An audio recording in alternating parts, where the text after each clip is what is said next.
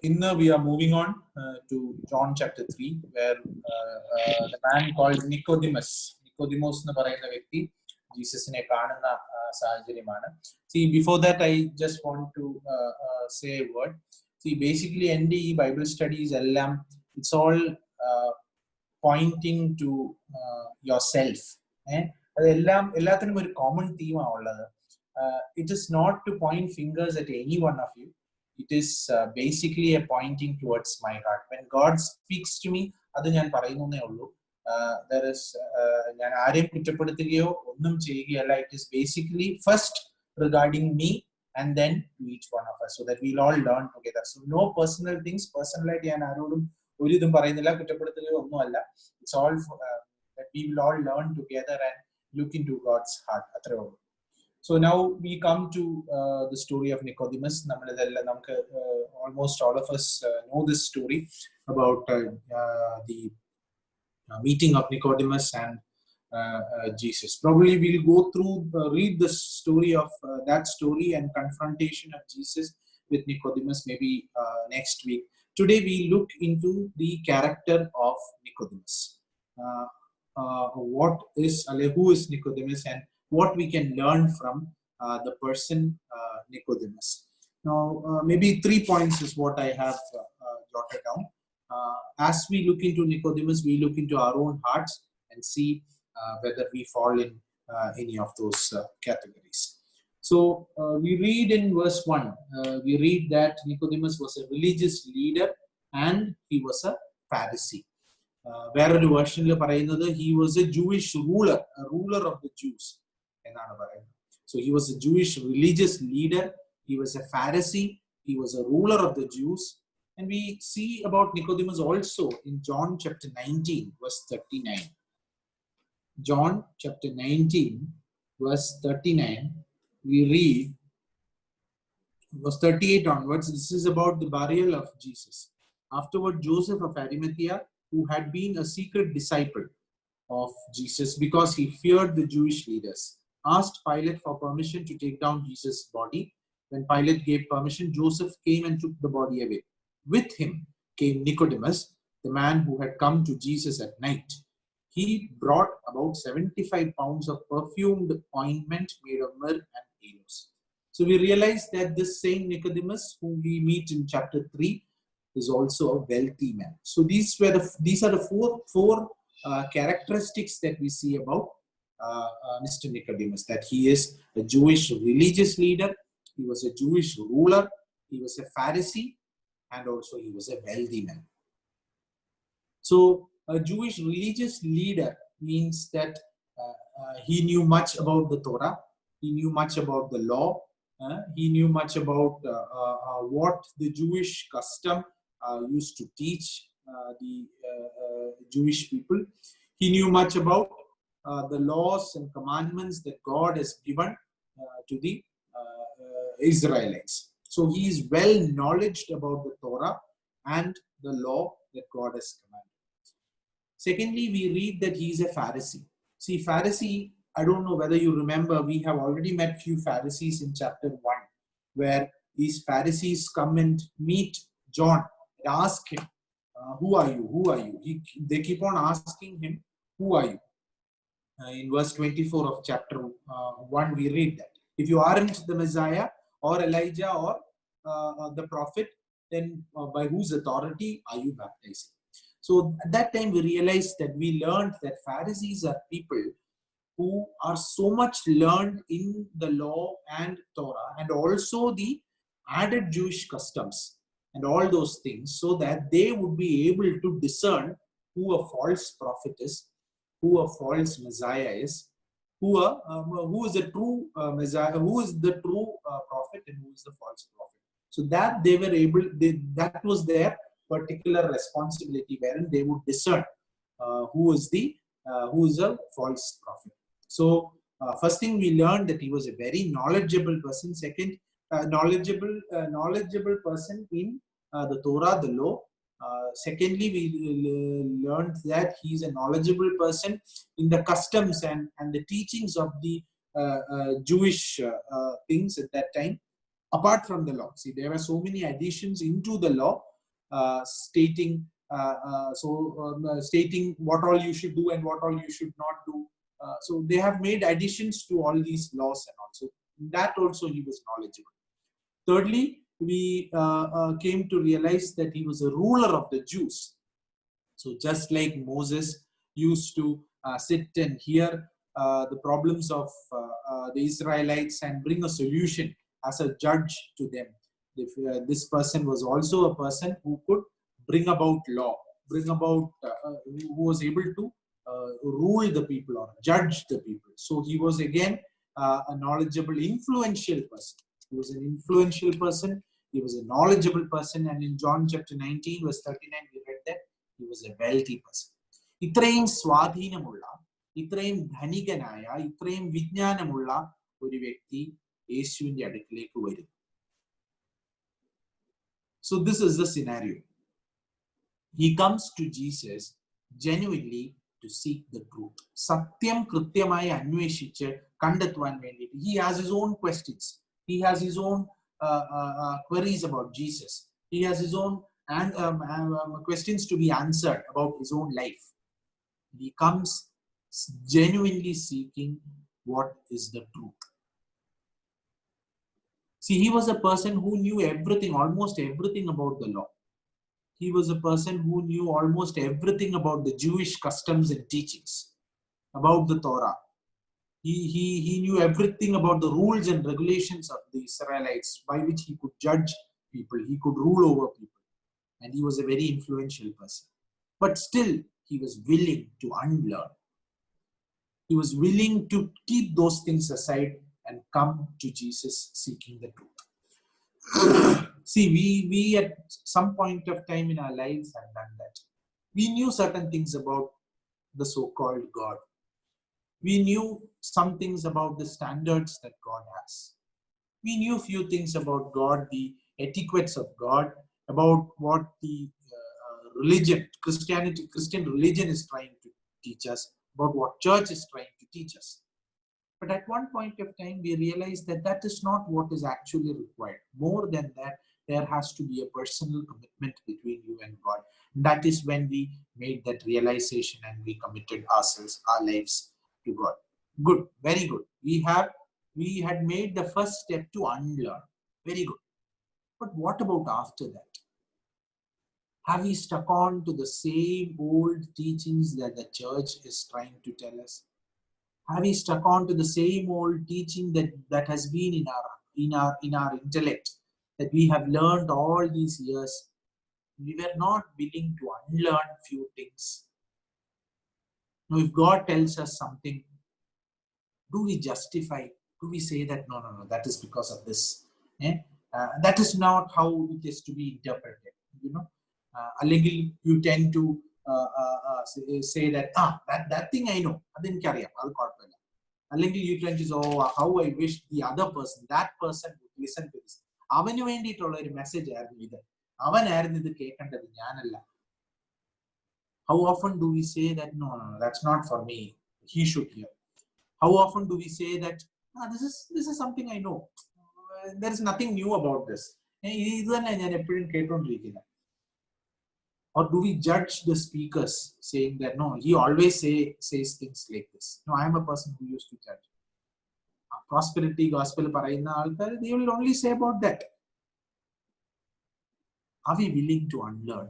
Are we willing to submit ourselves in God's feet, at God's feet, and say, Lord, is there something which I need to know? Is there something which you want to communicate to me? Is there something which I need to correct in my life? Is there something in my life which you really abhor, which you really hate?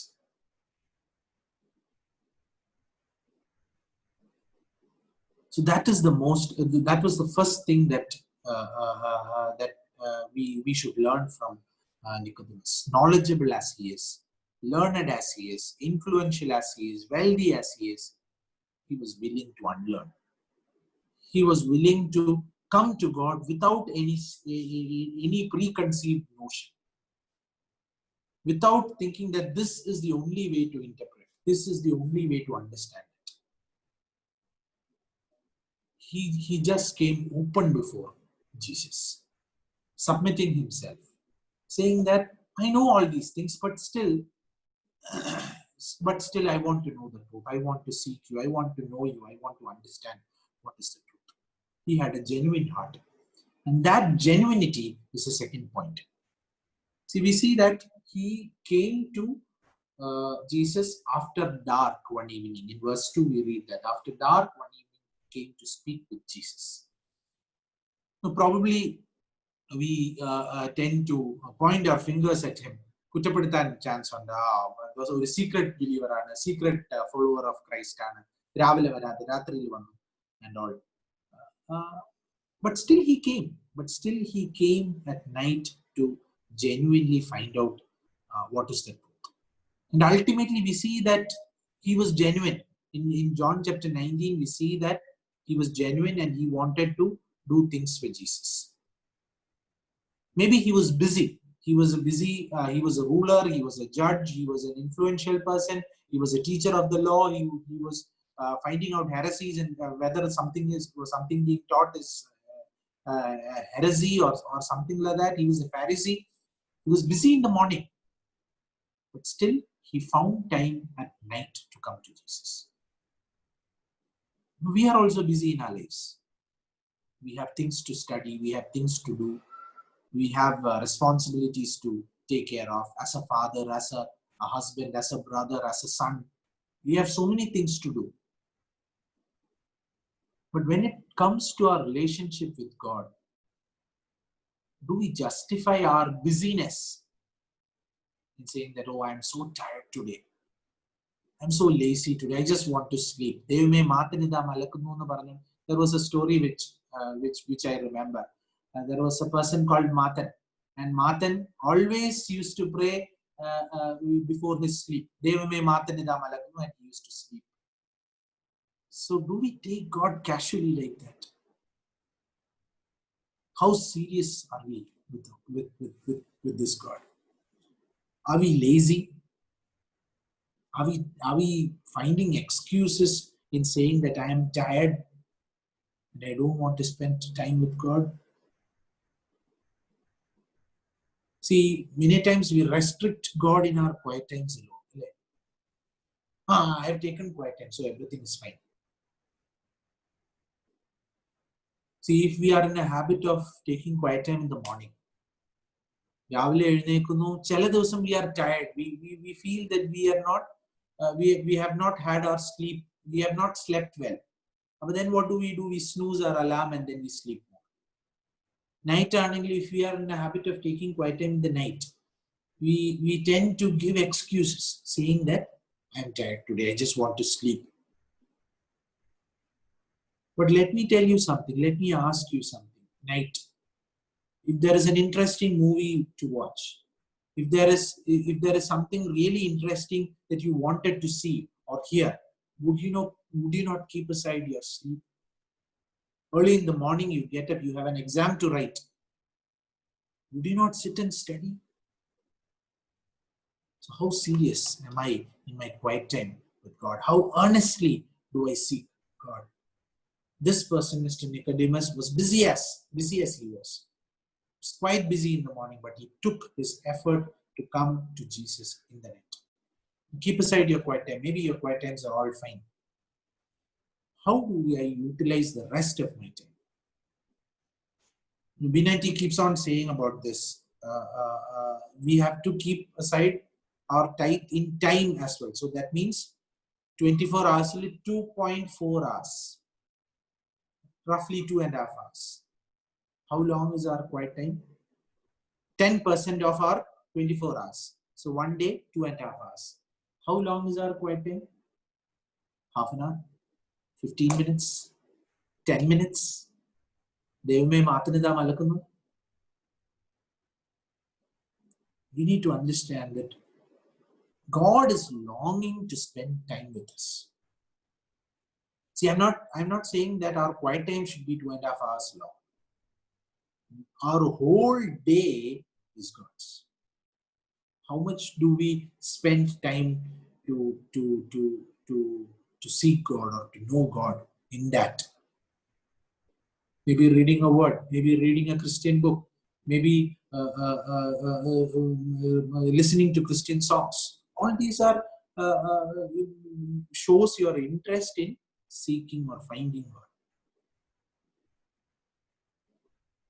Influential as he was, rich as he was, knowledgeable as he was, busy as he was, he chose to spend time with God. He chose to seek God. He chose to know about this God. How do I use my leisure time? Was my question. Philippians chapter 4, verse 8. Now, many times we think that, leisure time is for us to enjoy, to have our own time. Genuinely, the word is trying to, or Nicodemus is trying to ask you, what gives you pleasure actually? Does watching a movie or listening to movie songs or chit-chatting or chatting with your friends, spending time in Facebook or Instagram, taking photos, sharing it, looking for likes, is that your leisure? What is your interest? What is your level of interest in God? Chapter 4, verse 8 of Philippians.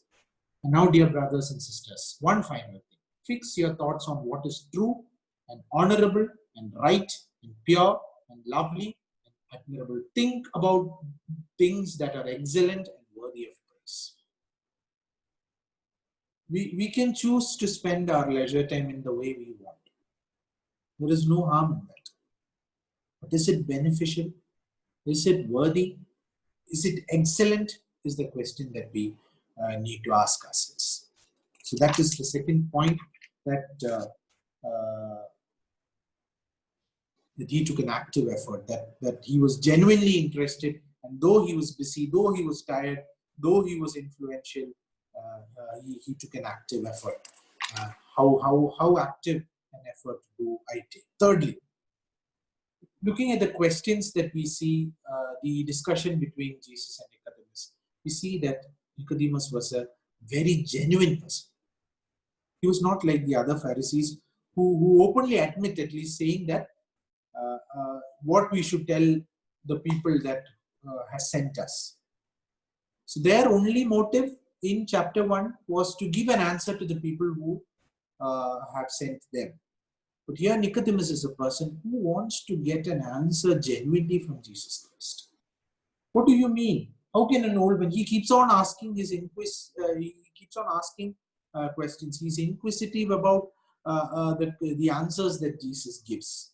And he wants an answer to all those questions.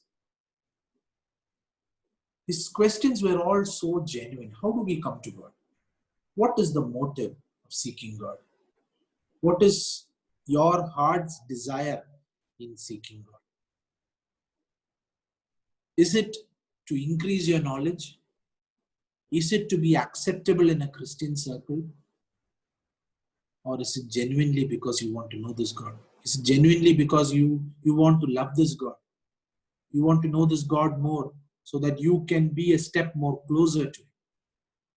What is the motive of taking an active effort? Are you genuinely seeking God? 3 points. 3 points was what we were discussing.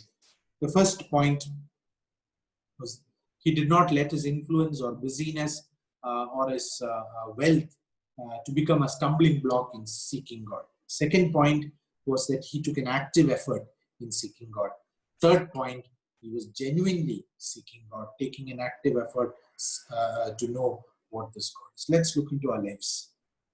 Busy as we are, do we genuinely seek this God? Do we take an active effort? Or and does anything prevent us from knowing this God or seeking this God? Like Nicodemus, let us all pursue, let us all seek, let us all continue to want to know this God more. Because our time is actually short. When we reach back heaven, we must not end up spending time, we must not end up spending eternity with God whom we do not know. Probably one attribute of God He reveals in eternity, we are completely blank of that. If we do not know this God, how will we spend our eternity with God? May God help us. Anything to add on?